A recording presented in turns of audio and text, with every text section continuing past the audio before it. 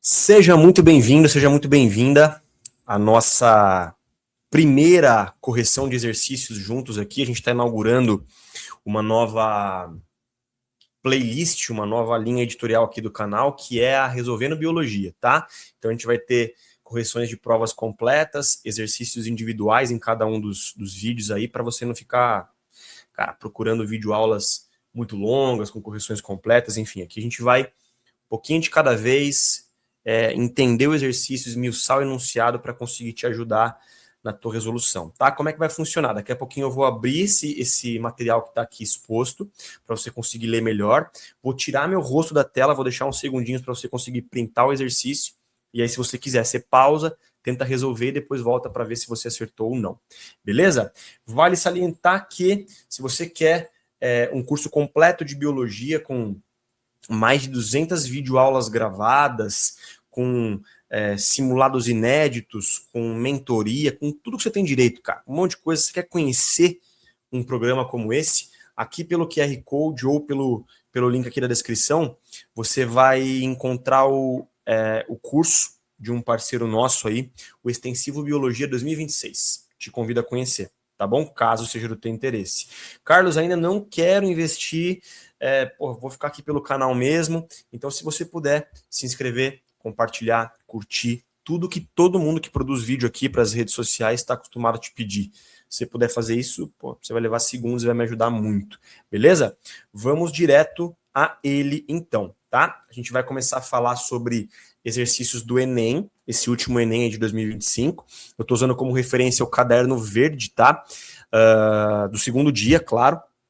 Então, se você estranhar a numeração das questões que estão no enunciado aqui no título do vídeo, não tem problema. Às vezes o número da questão muda um pouquinho porque o caderno é diferente, tá? E aí nós vamos na sequência entender quais são as questões de biologia. Se você sentir alguma dificuldade, se eventualmente esquecer de citar algum ponto importante na questão ou em outras questões, ou se de repente eu deixar uma questão passar batido aí, deixa nos comentários para eu poder te ajudar, tá bom? Eu vou até ficar menorzinho aqui, porque o que interessa hoje é corrigir o exercício.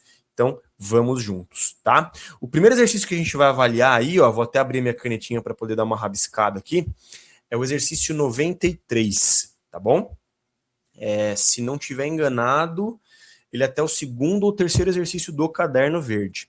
Ele diz assim, ó, o esquema que está aí descrito apresenta as etapas do processo de biodigestão.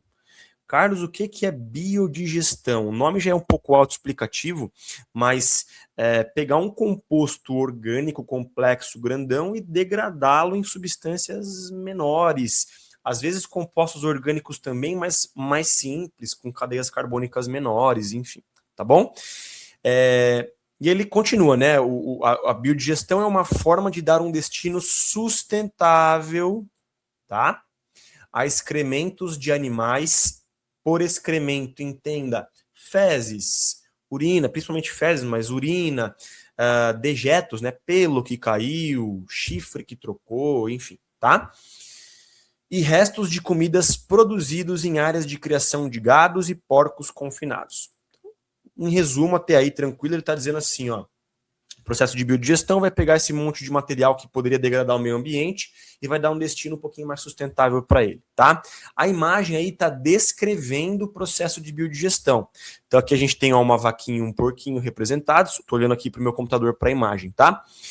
Temos lá, ó, número 1, passo 1, excrementos dos animais e restos de alimentos misturados com água no alimentador do biodigestor. Tá aqui, ó. Então eu jogo água, deixo essa água levemente aquecida, em torno de 20 a 25 graus em média, tá? Jogo esses dejetos aí e ali eu já tenho uma colônia de bactérias e fungos que são decompositores, que é o que está sendo descrito no passo 2, ó. Dentro do biodigestor, a ação das bactérias decompõe os resíduos, transformando-os em gás metano e adubo. Gás metano, para quem não lembra, ó, vou anotar aqui em cima, tem uma fórmula química que é assim, ó, CH4. Ele é definido como um composto orgânico extremamente simples, é um dos gases que pode gerar o efeito estufa exacerbado e o aquecimento global, mas enfim, está sendo produzido aí. E adubo? Adubo é fertilizante, tá? São compostos inorgânicos e alguns orgânicos que enriquecem o solo. A plantinha absorve esses nutrientes e consegue se desenvolver melhor, realizar uma fotossíntese mais eficaz, produzir mais flores, produzir mais frutos, enfim, tudo aquilo que for interessante para a área de agricultura, tá? E olha só que interessante, ó, passo 3. O gás metano pode ser encanado para alimentar um gerador ou aquecedor. Então olha só que interessante, esse gás metano ele não vai ser liberado para a atmosfera, porque isso resultaria em impacto ambiental, tá? Esse gás metano é armazenado e é utilizado como fonte de energia, ele vai ser queimado para um gerador de energia elétrica ou para um aquecedor de água. Então ele é queimado em compostos diferentes, que não são gás metano, tá? E em contrapartida ele vai gerar calor, ele é muito inflamável, ele aquece muito facilmente, tá? E as sobras, aquilo que ainda está de sólido, de dejeto sólido ou líquido, serve como fertilizante. Grava essa informação aí. Vamos à pergunta. Dar um destino sustentável às sobras, conforme apresentado na etapa 4, é para essa aqui que a gente está olhando, ó. Dar um destino sustentável para essas sobras ajuda a evitar. Quer dizer, se eu descartasse isso aí de forma irresponsável, isso geraria impactos ambientais. Como eu estou canalizando isso para ser adubo, isso ajuda a evitar, opção A, bioacumulação de toxinas em plantas. Cara, não faz sentido, ó. Toxina, eu estou falando aqui de fertilizante. Percebe? Bioacumulação geralmente envolve metais pesados. O mais clássico de todos na biologia é o mercúrio, tá? Magnésio, enfim. Então, bioacumulação de toxinas não faz sentido. A gente não tem nenhuma toxina sendo produzida. A gente tem fertilizante sendo produzido, tá? Ajuda a evitar a eutrofização de corpos d'água. Ou seja, se eu utilizo como adubo e não descarto no ambiente, eu ajudo a evitar a eutrofização. Carlos, eu não lembro o que é eutrofização. Olha para cá, ó. Me utilizei dessa imagem aí, que está disponível para quem quiser acessar, o link está aí, mas ela descreve resumida e simplificadamente o que é eutrofização, tá? Então, na eutrofização, ó, vou até mudar aqui para o laser. Eu tenho dejetos nitrogenados e fosfatados, tá? Em um corpo d'água equilibrado, esses nutrientes estão em níveis normais, saudáveis. Essas algas coexistem, algas de um modo geral, né? Coexistem com outros seres vivos, elas consomem oxigênio, elas se reproduzem de forma natural e sobra oxigênio para outros seres. Veja, lembra que eu falei para você que compostos nitrogenados e fosfatados são excelentes fertilizantes? Eles são fertilizantes para outros seres vivos também, para algas, por exemplo. Principalmente algas que compõem o tal do fitoplâncton e que tem uma taxa de reprodução muito acelerada. O que acontece é, ó, você tem um esgoto não tratado, e olha só a imagem, se eu tenho um fertilizante artificial que aumenta esses nutrientes no ambiente aquático, isso leva a uma multiplicação excessiva dessas algas, tá? A imagem deixou mais lúdico aqui a fala, oba, comida, né? Não é exatamente isso, porque a alga é um ser autotrófico, ela produz o próprio alimento através da fotossíntese, mas ainda assim, um ambiente rico em compostos nitrogenados e fosfatados faz com que o metabolismo dessas algas acelere. E aí, mesmo que elas produzam oxigênio através da fotossíntese, elas consomem muito desse oxigênio. Algumas, inclusive, produzem como resíduos aí dessa taxa metabólica elevada, algumas toxinas. Isso nos oceanos é chamado de maré vermelha, por exemplo. Tá? Em um ambiente de água continental, rio, lago, algo do tipo, é chamado de eutrofização. São processos muito parecidos. Mas essas toxinas aumentadas e essa alta taxa de consumo de oxigênio levam à falta de oxigênio para outros seres vivos.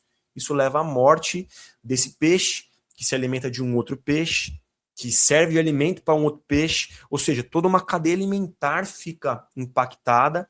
Esse rio pode chegar a morrer, a perder a sua biodiversidade, ou perder grande parte dela, mais ou menos o que a gente vê nos grandes rios de São Paulo capital, Rio Tietê, Rio Pinheiros, tá? Que são os exemplos clássicos de eutrofização. Então perceba que interessante, né? É justamente a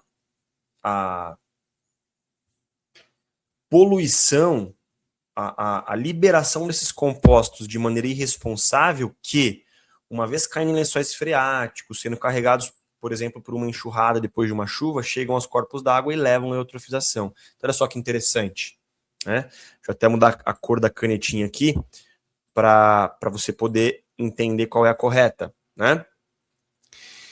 Dar um destino sustentável a essas sobras ajuda a evitar a eutrofização. Letra B de boa, meu querido, minha querida. Vamos ver porque as outras estão erradas rapidinho. Ó, destruição da camada de ozônio não tem nada a ver com isso. Destruir a camada de ozônio depende de um conjunto de gases chamados CFCs, tá? Clorofluorcarbonetos, que são gases utilizados geralmente em meio industrial. Tem nada a ver com pecuária, por exemplo, tá?